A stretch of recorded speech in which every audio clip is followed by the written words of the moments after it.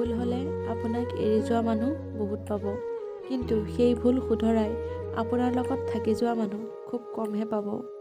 প্ৰতিটো মুহূৰ্তৰ পৰাই যেতিয়া আপোনাৰ চকু পানী ওলাবলৈ আৰম্ভ কৰে, মনত ৰাখিব আপুনি মজবুত শক্তিশালী হ'বলৈ গৈ আছে লাহে লাহে।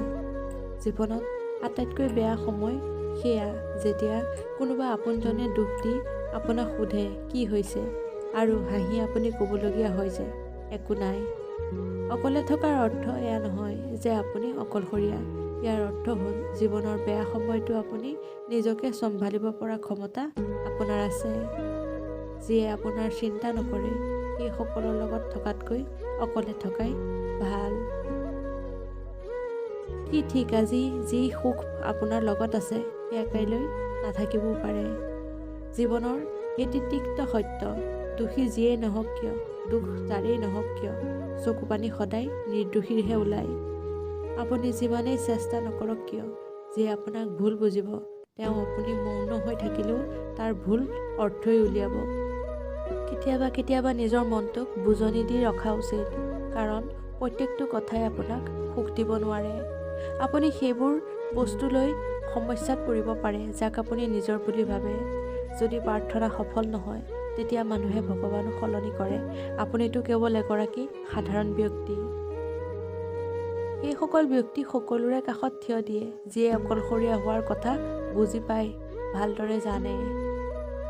সেইসকল ব্যক্তি সকলোৱে কাষত থিয় দিব জানে যিসকলে অকলশৰীয়া জীৱন পাৰ কৰিছে, দুখে সুখে নিজকে অকলেই পাইছে। এই সাগৰখনো আপোনাৰ মোৰ দৰে, যেতিয়া জীয়াই থাকে তেতিয়াও ডুবিবলৈ নিদিয়ে, আৰু যেতিয়া মৃত্যু হয় তেতিয়াও ডুবিবলৈ নিদিয়ে। মৃত ব্যক্তিৰ বাবে কান্দিবলৈ হাজাৰজন ওলাব, কিন্তু জীৱিত ব্যক্তিক বুজিবলৈ কোনো আগবাঢ়ি নাহে। যিয়ে আপোনাক প্ৰয়োজন বুলি ভাবে সেইসকলক প্ৰয়োজন বুলি ভাবিবলৈ আৰম্ভ কৰক। জীৱনটো জীয়াই থকাত সহজ হৈ পৰিব। আৰু যিসকলে আপোনাক যেনেকৈ ব্যৱহাৰ কৰে তেওঁলোককো সেই একেই ব্যৱহাৰ কৰক। তেতিয়া আপোনাৰ সহজ হ'ব জীৱনটো জীয়াবলৈ। সকলোতকৈ মজবুত কোন জানেনে? যিয়ে দুখীয়া, কাৰণ তেওঁলোকৰ ওচৰত হেৰুৱাবলৈ একো নাই। সকলোতকৈ মজবুত তেওঁলোকেই হয়, দুখীয়াসকল, কাৰণ তেওঁলোকৰ হাতত একোৱেই নাথাকে।